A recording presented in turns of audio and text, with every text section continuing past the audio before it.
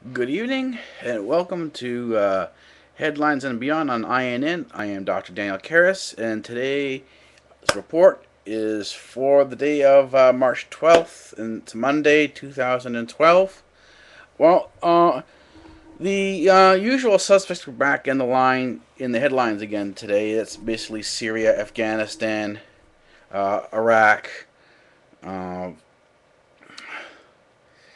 uh, not so much the American primaries, although that's still um, trending. Although right now it's sort of more speculation than actual news uh, on the scene here. So what I'll do is I'll start off today uh, with the book recommendation for today, and it's basically looking at the work by Daniel Yergin. He had a special on PBS on oil, and you really, because a lot of our global uh, or geopolitical issues are oil oriented. We really do need to sort of take a look at that. So if you can, go to PBS, look up, or even on YouTube or on Google, look up Daniel Yergin. It's a whole series on oil. He's got a book that he wrote about it too. Go get the book, read the book, and refresh yourself with what's going on.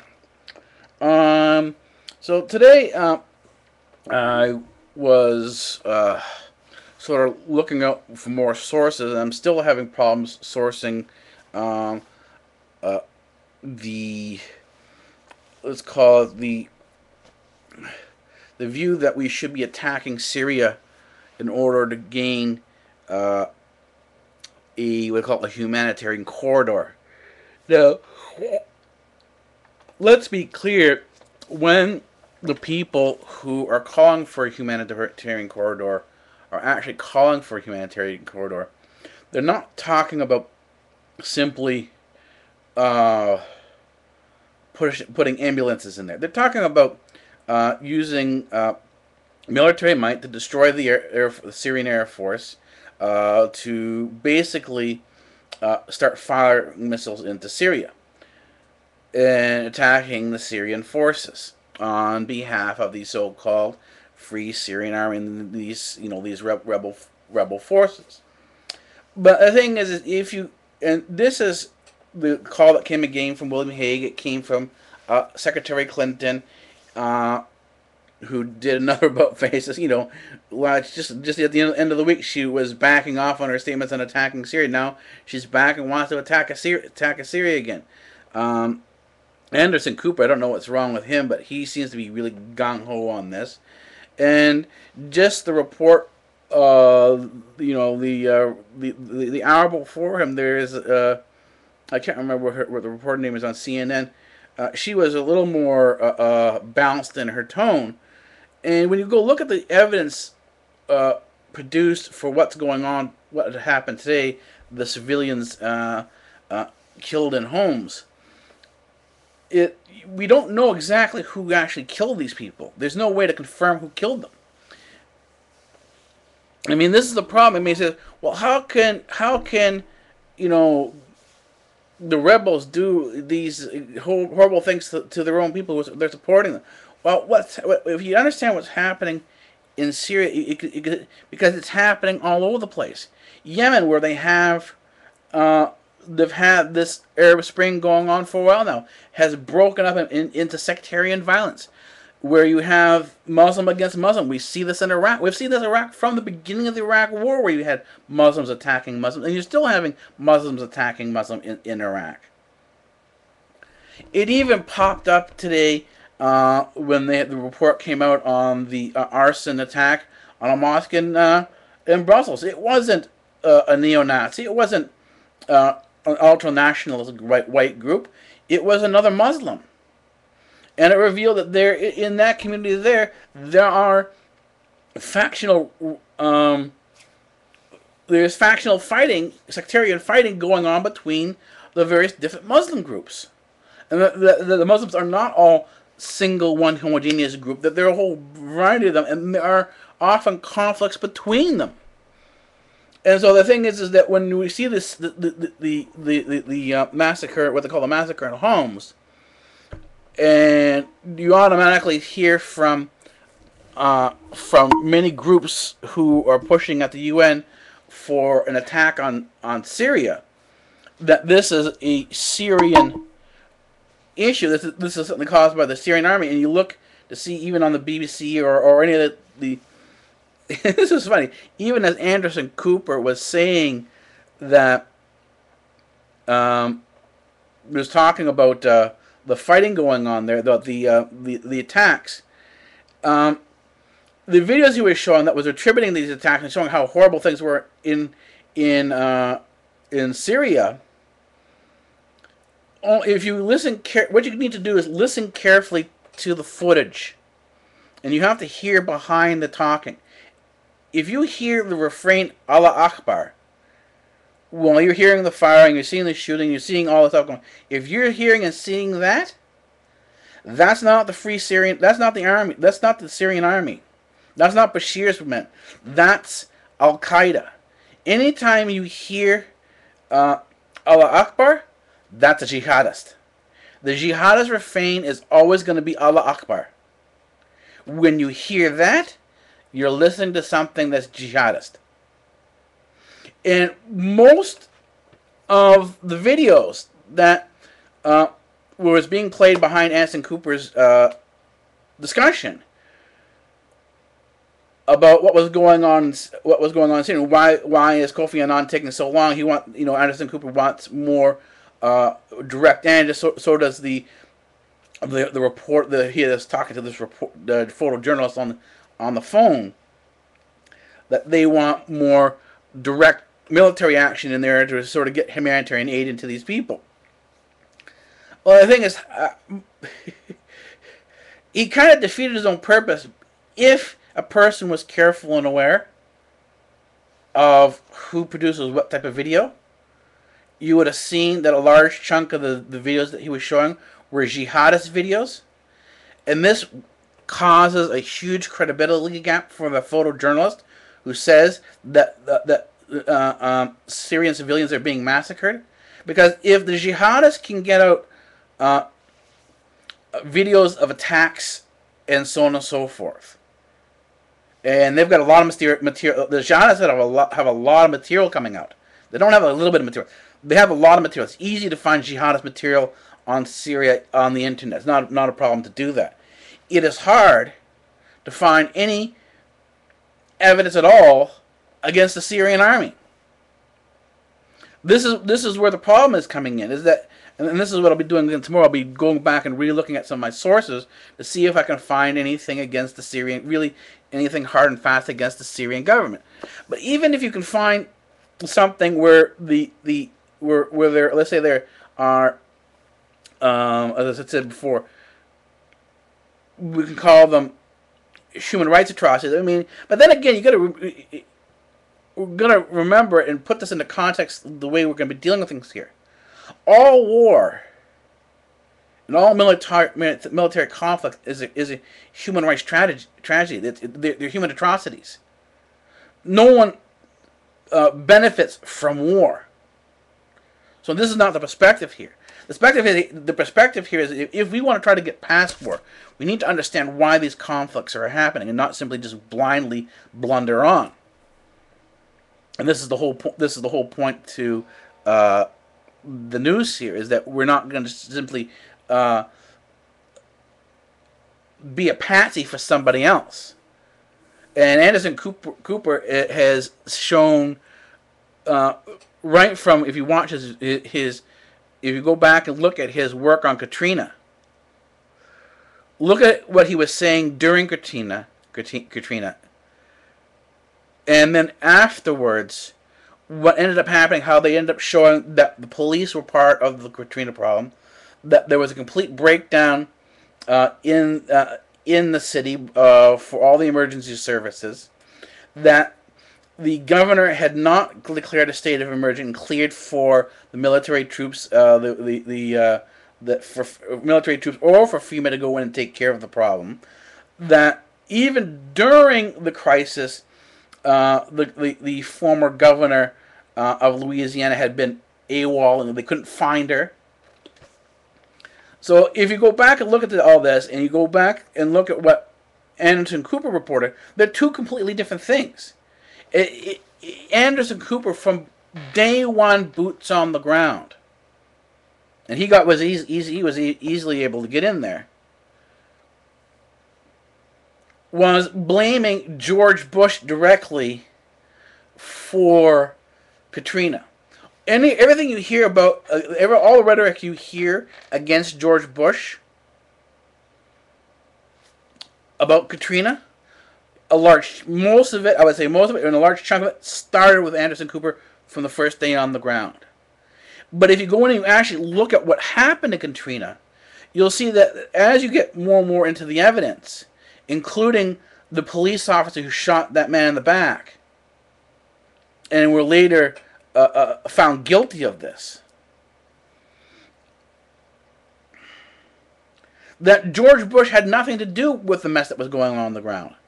The mess that was on the ground had to do with both the mayor and the governor of the mayor of New Orleans and the governor of Louisiana, both of whom were AWOL in their duties.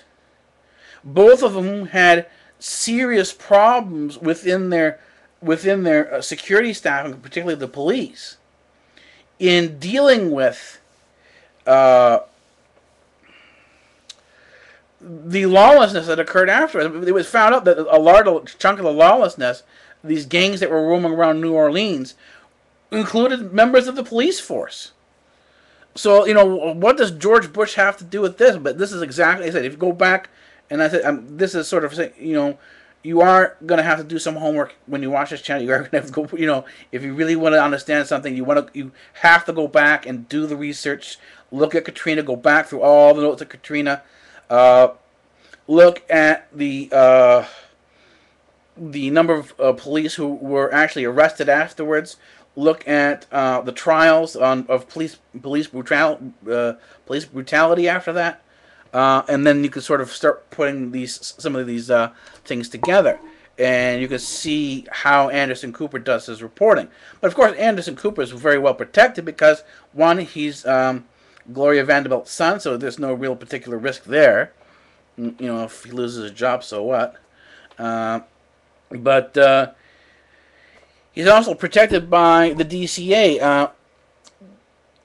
You can never, with Anderson Cooper or anyone on the major news, take any of his videos and post a critique on them, because you can't even post the videos without having them blacked out because of the Digital Copyright Act. So he sits protected behind the Digital Copyright Act with full protection for Digital Copyright Act, so that no one can say, "Oh, this is what Anderson Cooper is doing. This is the proof here." So you gotta look carefully and see what people are doing. How they're reporting things in this issue here. And I said his line and his perspective was very hawkish. It was along the lines of William Hague and a number of people at the UN. Particularly France, England, and it's France, England, and the United States, with Secretary Clinton, who want to go to war against Syria. And this corridor, ironically, that they want to open, this so-called humanitarian corridor, is the path that's needed for Israel to attack Iran. So let's get this out in the open here. Let's see that this motive is not particularly altruistic. There isn't sort of, oh, we're there for humanitarian purpose. There is another purpose to this, and the other purpose is they want access to Iran. And this is probably the reason why we've even heard, and I'm going to be able to confirm the reports, that the Mossad's in there, that the CIA is in there, that you've got a lot of different, including Iran has their people in there. A lot of the covert war that usually begins the hotter war has already begun inside Syria. So the Iranian conflict, in many ways, has already begun. It's just being fought covertly inside Syria. The question is, where does it go from now? Do we push the Cold War that's occurring now in Syria and its so-called collateral damage? And for collateral damage, I just went and checked the Iraqi collateral damage numbers for the United States, and the Iraqi collateral damage figures, even if you accept the UN's 8,000, here is the collateral damage number for Iraq, for the United States, England, and France. 100,000 to 600,000 is we'll call the estimated collateral damage. So Syria is in no way the near there. And I think, don't forget, when you talk about this, the civilian deaths, the collateral damage of 100,000 to 600,000 people, right? That the argument for Iraq was exactly the same argument that's being proposed now for Syria. They were going in to protect the people. Or really, what's the end result here? Did they protect the people? The answer is no. If you're getting 100,000 dead, and now Iraq is on the verge of is almost on the verge of collapse, and there are still bombings, we still see the sectarian violence that's going on there. I'm not even talking about now.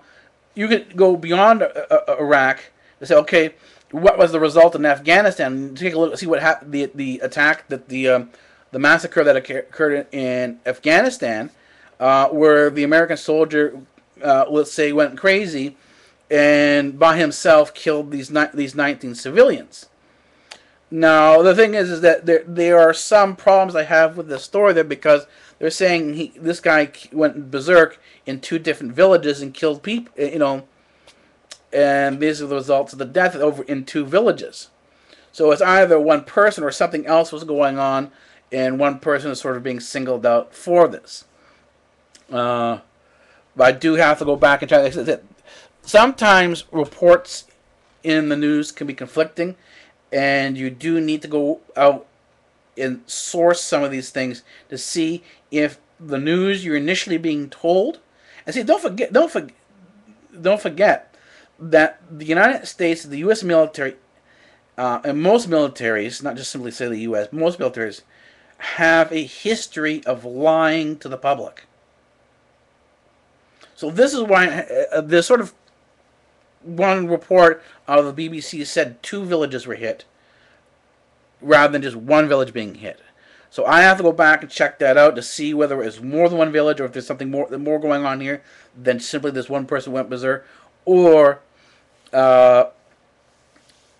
it was just the 1 village. There was maybe a reporting mistake then in one of the articles.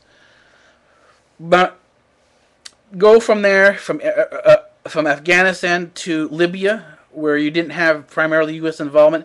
It was primarily, again, this whole thing of the UN acting, this UN sort of new, the UN as a new sort of global police body, where they went in to protect the Libyan civilians. And what's happening now? They can't get the weapons back from the various different factions. The factions are now fighting with each other. You have increasing number of human rights violations. You're having back and forth between the different factions going on. So the security that they were supposed to bring by getting rid of Gaddafi never came, and they just simply walked away from it. And now France, after pushing for the attack in Libya, now has come out and said in its elections that it thinks that EU needs to strengthen its immigration laws. You can't have people just popping up to its borders and expect them to be let in. Well, if you're been for the last 200 plus years walking around as a francophone empire, and your colonies are now starting to fall apart in the Middle East, and in Africa, because a lot of their colonies were in Africa as well. Yeah, people are going to come up to your door because you were their masters for many years. How can you take this imperialistic position, being their masters, and say, "Oh, not our fault anymore"? You can't do that. But I say this is what happened in Libya, and it's the same proposal that's going on now in Syria. We say in terms of what the violence that we're seeing in Syria, to see sort of a comparison to what the Islamic groups can do. Look at Nigeria, look at Sudan, look at Yemen. They're all having sectarian violence. They're all fighting with each other. But in fact, Yemen, the Yemenis government just launched an air raid on what they called an Al-Qaeda outpost. So you can't just simply, blanketly say, the way they are on the news, that this is solely Syria's doing, in terms of blaming everything on the government and Bashir, saying, "Oh, regime change has to occur. Bashir has lost his credibility and his ability to lead. Bashir has to go." Well, okay, let's apply this now, because we saw the what's happened in Yemen. We saw what's happened in Libya. We saw what's happened in Iraq. We saw what's happened in Afghanistan. Let's say it's time for Obama to go, right? Should there be regime change against Obama? Because I know there are a number of Americans, particularly in the South, who would like to take up guns and get Obama out of the White House. How about in England? Should David Cameron be forced out? I know there are a number of people in Northern Ireland who would like to do that. Who have differences between the Crown of England and themselves. What about France, right? What about should we go and arm the Basques and say that this Basque rebel group has a right to determine its own self-autonomy? Should we do that? I mean, if we're going to be equivalent across the board, then you can't apply it to just simply other situations. It has to be applied equally in the United States and in Europe, if you're calling for these measures. And it also has to be applied equally in Israel.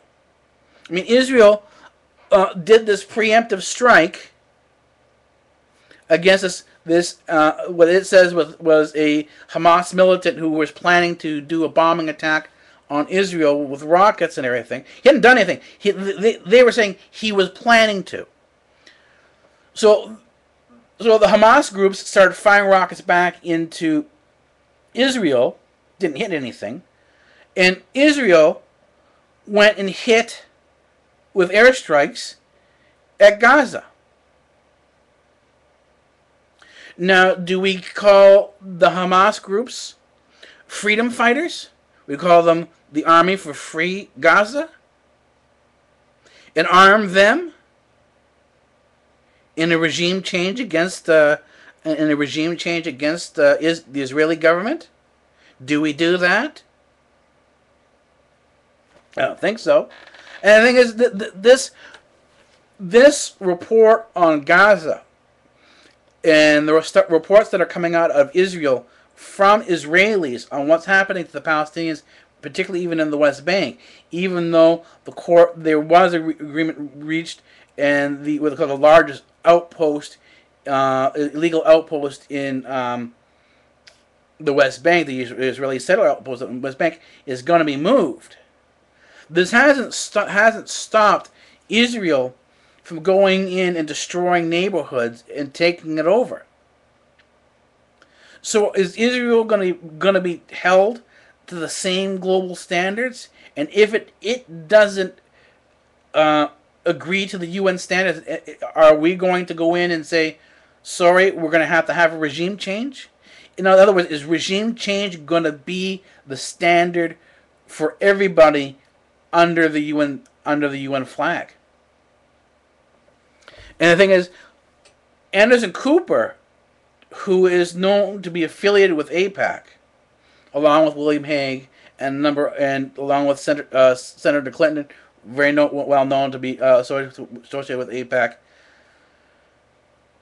But on Anderson Cooper, none of the stuff that was going on in Gaza, none of the stuff that goes on with the Palestinian, none of the stuff that goes on in Israel is ever mentioned on the show. And in fact, nothing. It was completely glossed over today, even though there was a truce brokered by Egypt in the Gaza situation. So the thing is that when you're watching a report and you're seeing a report, particularly on mainstream media, you have to be careful. Because we don't know why they're saying what they're saying all the time. It could either be for ratings to sort of make things more exciting, or it could be because someone's being paid to start a war. We don't know this. We don't know why they're doing what they're doing. I'd like to give a person a bit of benefit of the doubt, say they're not necessarily warmongers who want a war, but necessarily they're sort of just playing it up for ratings. This is sort of something they feel that they need to get done for ratings, which is, for me, is equally deplorable. I don't know how someone